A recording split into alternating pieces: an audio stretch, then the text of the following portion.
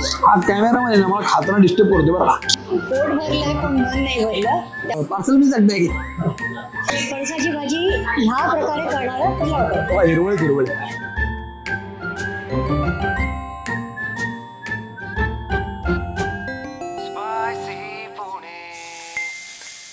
तर नमस्कार मंडळी, राम राम.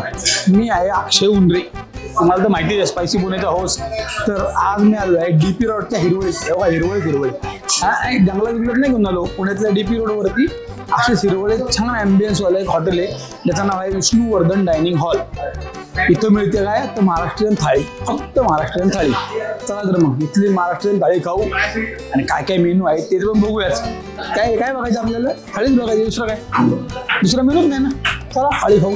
मी प्युअर व्हेजिटेरियन आहे आणि मला व्हेजिटेरियन म्हणजे बेसिकली थाळी आम्हाला आवडते, आम्हाला ॲज अ फॅमिली. त्यामुळे आम्ही दरवेळेला एक्सप्लोअर करत असतो. तर याच्यात आम्ही 3-4 महिन्यापूर्वी आलो. पण सुंदर जेवण आहे म्हणजे टिपिकल महाराष्ट्रीयन. कारण पुण्यातले जे आपण महाराष्ट्रीयन जेवण म्हणून जातो तिथे गुजराती सगळे मिक्स असतं. पनीरची भाजी असते, मुख्य इथे पनीर नाही आहे त्यात. आणि आळूची भाजी किंवा आज असं होता आमरस होता, वांग्याची भाजी. खरंच एकदम ऑथेंटिक महाराष्ट्रीयन फूड.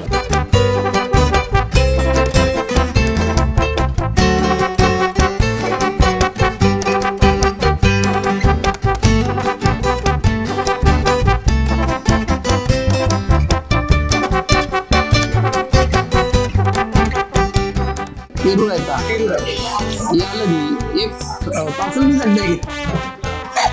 ही आहे विष्णुवर्धनची थाळी.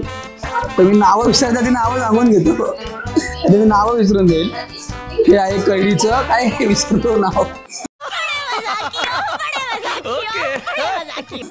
टक्कू. कैरीचं टक्कू तुम्हाला दाखवतो मी याच्यात. हे असं कैरीचं टक्कू ज्याला आपण मोरावळा किंवा असं त्या टाईपचे पण थोडंसं वेगळं आहे. कैरीचं टक्कू म्हणतात त्याला. तर हे आहे कैरीची डाळ. आंबट असणारच अर्थात, ते खाऊन बघायचंच आहे मला.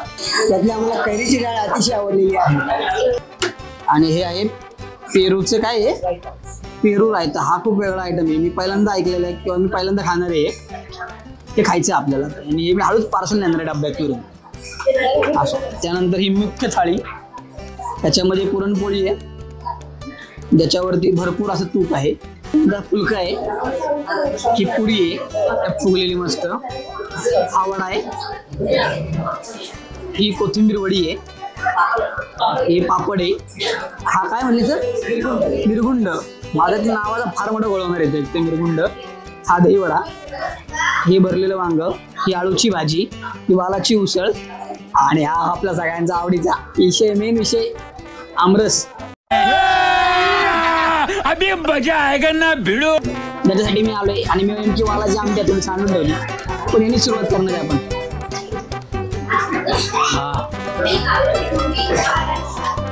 आंबा विषय एंड आंबा म्हणजे. आणि हा हे राहिली मेन फणसाच्या गऱ्यांची असं ते फायबर्स बनवतात त्याचे गरे आणि त्याची ही भाजी आणि हे पेरूचं हे जे आहे ते मी पहिल्यांदाच खाणार आहे. So let's try. पहिल्यांदा काय खायचं? पुरी आणि आमरसच खाऊयात आपण.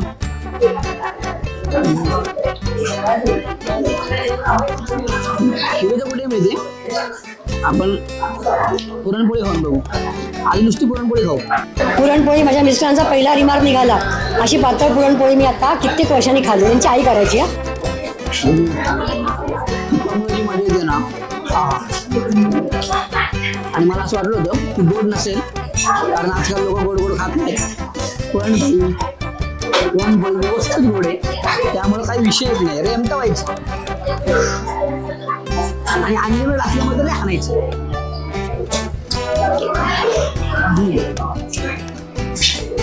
आंब्याच्या ह्याच्यात मी साखर नाही टाकलेली कारण आंब्याची चव तीच लागते, त्यामध्ये भन्नाट लागते. खतरनाक. कारण पिठे सगळं वालाच्या उसळ. आपण काय पुरणपोळी वालाच्या उसळी थोडं घात नसतो. हा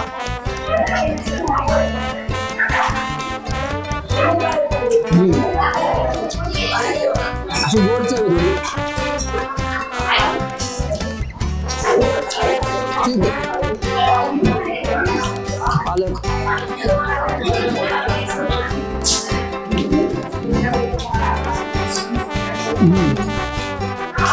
थोडी गोडच आहे. गोडसर केळी कडं मस्त कल यांचा.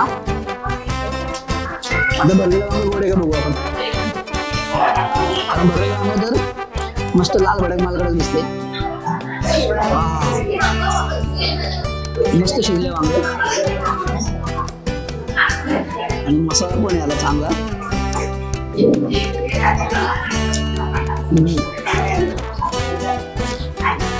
भरलं वांग आहे चांगलं. देवाडा बघू आता. देवाडा खूप स्मूथ कट झाला बरं का.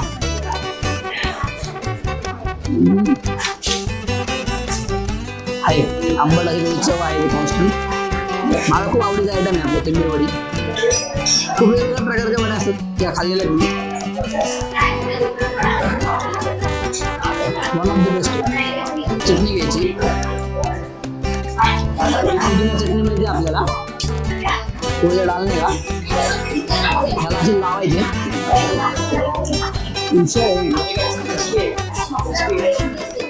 आउटर साईड क्रिस्पी आहे पण आतनं खूप स्मूथ आहे. आणि काय होतं बऱ्याच वेळेला कोथिंबीर खाण्यातून कोरडी कोरडी लागते. ती अजिबात कोरडी लागत नाही. आता ऑल टाइम फेवरेट आहे वड्यावाला. एंड वड्याचा. आता ही भाजी राहिली आणि याची आयटम राहिली ते जास्त महत्वाचे. फणसाची भाजी बघू आपण. फणसाची भाजी. फणसाची भाजी हा प्रकारे करणारा पहिला होता. त्यामध्ये लसूण वगैरे पण आहे. मोहरी पण टाकलेली आहे.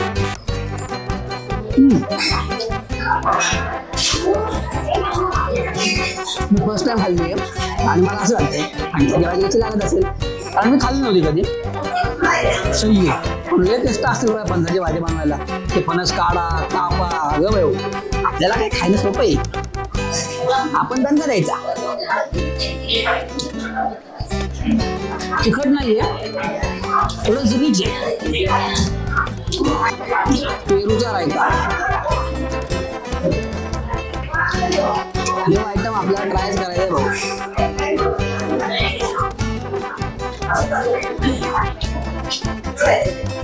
भाई म्हणण्यात चव आहे काहीतरी वेगळं याच्यात. आपण नेहमी कोशिंबीर खातो किंवा रायता खातो ना त्यापेक्षा हे भन्नाट आहे. आणि जर डायरेक्ट पेरू टाकलाय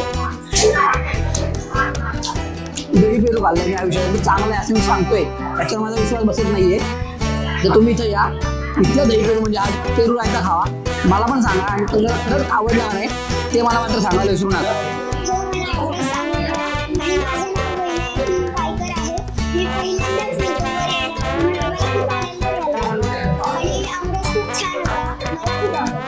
हा चटणी आयटम असतात.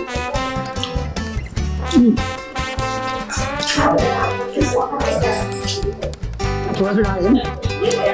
हा जर आंबट असेल बघा म्हणजे मजा आली असती. आंबट नाहीये त्याच्या चवीचा भाग आहे थोडासा तो. पण थोडं अजून आंबट टँगी असतं ना ते मजा आली असते. इथं आले मी सांगितलं तसं की कन्सिस्टन्सी थोडी क्वालिटीमध्ये याची पदार्थाची चव त्यावेळेस होती. आजही कोथिंबीर वडी किंवा तुमची फणसाची भाजी भेंडीची उसळ ही इथली खासियत आहे. आणि ती चव जशी त्या पहिल्यांदा होती तशीच 5-6 वेळा ती तशीच चव. ते आयटम खाके देखील आपण.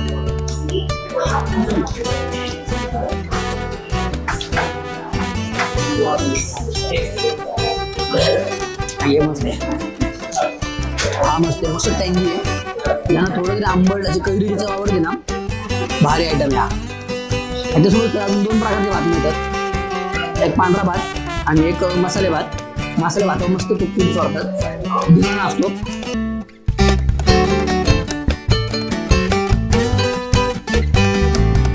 आणि इथे ॲम्बियन्स खूप छान आहे.